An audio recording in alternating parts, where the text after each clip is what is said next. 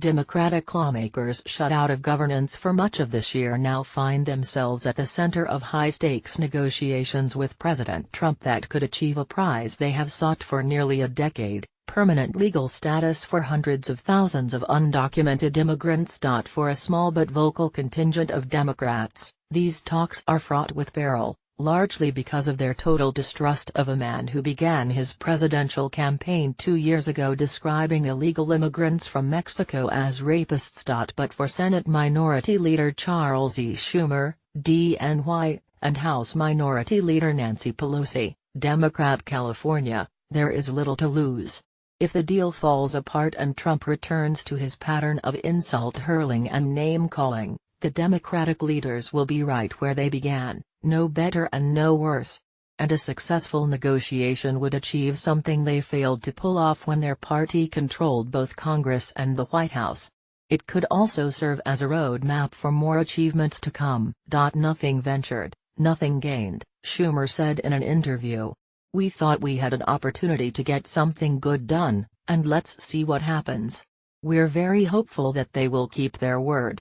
Schumer and Pelosi are pressing ahead with the president's top advisors, hoping to reach a deal in a matter of weeks to enshrine in law an Obama-era executive order called Deferred Action for Childhood Arrivals.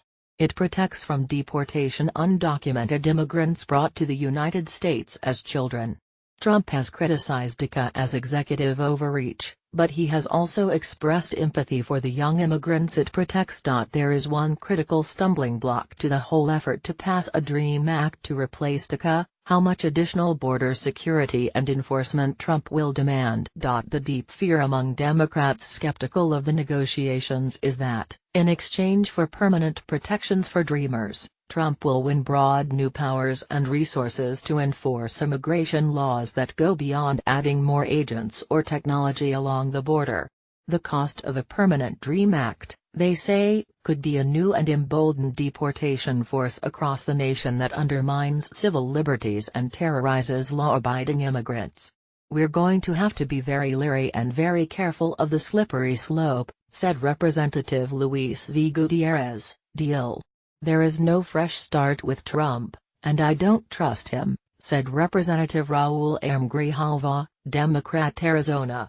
Washington heads are still spinning from a negotiating dynamic that no one expected, not Schumer and Pelosi, and not their Republican counterparts, House Speaker Paul D. Ryan, Republican Wisconsin, and Senate Majority Leader Mitch McConnell, RKY.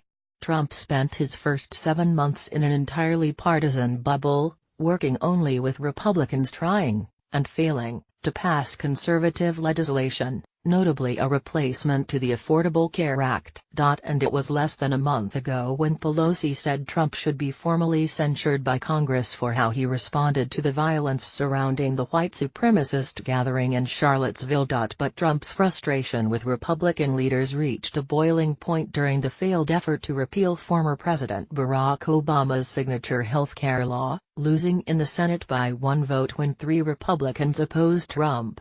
From the White House's perspective, that frustration, and Trump's pivot to working with Democrats, is entirely justified. On September 7, a day after striking a debt ceiling and Harvey aid deal with President Trump, House Minority Leader Nancy Pelosi, Democrat California, lauded Senate Minority Leader Charles E. Schumer, DNY, for his role in the discussion. Reuters, Republicans have shown they can't keep 50 out of 52 members in line, even after 6 years of promise to repeal and replace Obamacare when given the opportunity, said Mark Short, Trump's Director of Legislative Affairs.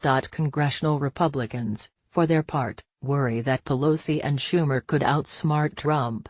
The two are seasoned dealmakers with combined service of more than 65 years on Capitol Hill, while Trump is a newcomer who honed his negotiating skills in real estate.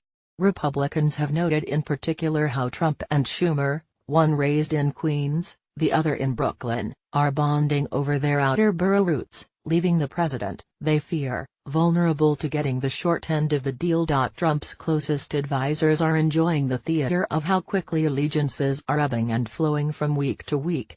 Washington will never keep pace with Trump's speed, Kellyanne Conway, counselor to Trump, said in an interview.